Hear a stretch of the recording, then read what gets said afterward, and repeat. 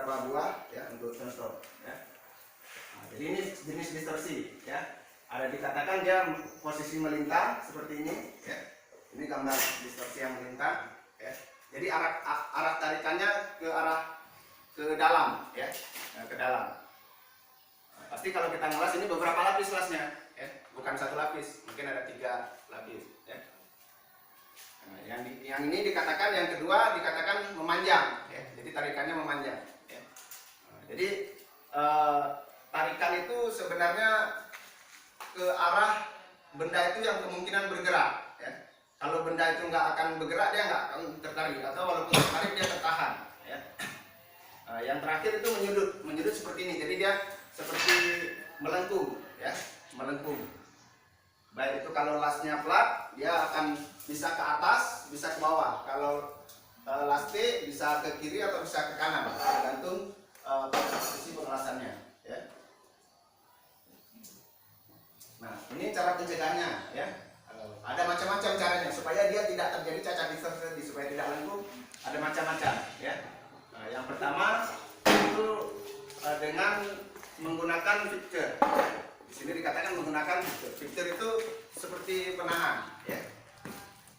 Ya, seperti penahan atau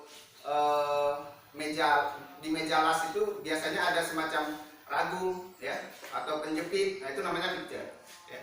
Nah, di meja las ya. Mungkin meja las ini, kalau ini nampaknya tidak ada. Biasanya kita letakkan benda di atasnya, kita klaim. Ada juga yang model klaim ya. Klaim supaya bendanya nggak goyang. Nah, itu namanya fixture ya. Nah, klaim artinya ada benda penambang ya. Setelah itu dengan mengelas, jangan mengelas dengan logam deposit yang berlebihan ya.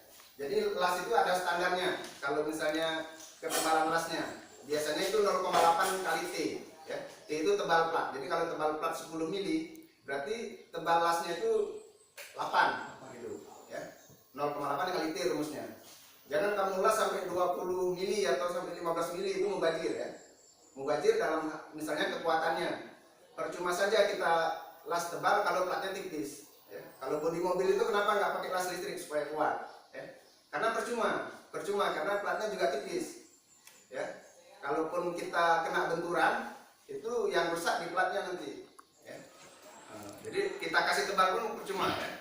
Jadi istilahnya seperti itu. Jadi untuk menebal plat ini ya ideal ya 0,8 kali T ya. Setelah itu gunakan cara mengelas berselang-seling. Nah, jadi ada lasnya zigzag. Misalnya kita mau mengelas sepanjang meja ini ya. Jadi jangan kita las dari sini ke sana. Kalau kita las dari sini ke sana, nanti dia akan melengkung seperti sampan ya, seperti apa itu, sampan kecil. Ya, Pak. Nah, jadi dia buat zigzag, di sini sekali zigzag gitu ya. Nah, zigzag biasa gitu. Jadi dia panasnya itu seimbang, jadi tidak terjadi lengkungan atau distorsi.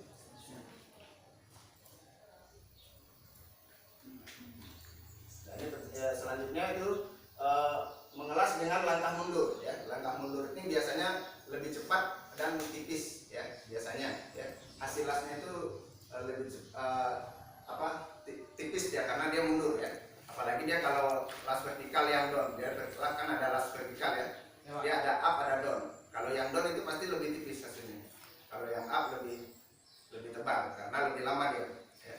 Nah, jadi langkah mundur itu lasnya lebih cepat, sehingga kalau lebih cepat panasnya lebih sedikit gitu, sehingga distorsinya cacat lasnya lebih sedikit juga ya.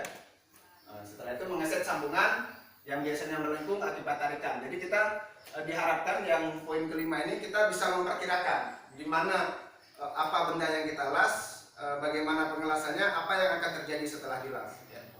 Jadi di titik-titik itulah yang kita kunci ya. Ada istilah nanti las kunci kan. Jadi dikunci. Jadi misalnya meja ini nggak kita las semua, mungkin dilas di ujung, tengah, sama. Jadi kemungkinan lengkungnya itu kemana ya. Nah, kalau kita sudah biasa kerja atau kita sering baca buku, mungkin bisa kita pahami, bisa kita tahu ya perkiraan. Ya, jadi ini selanjutnya itu dilakukan bersebelahan ya. Jadi pengelasan bersebelahan semacam selang-seling tadi ya, dilakukan bergantian, menggunakan bentuk sambungan yang benar ya. Nah, ini sambungan yang benar misalnya sambungan apa yang cocok pada suatu benda tersebut ya. Jadi jangan nanti kalau las T itu kadang ada yang kiri kanan, ada yang sebelah, tergantung simbol pengelasannya, simbol pengerjaannya ya.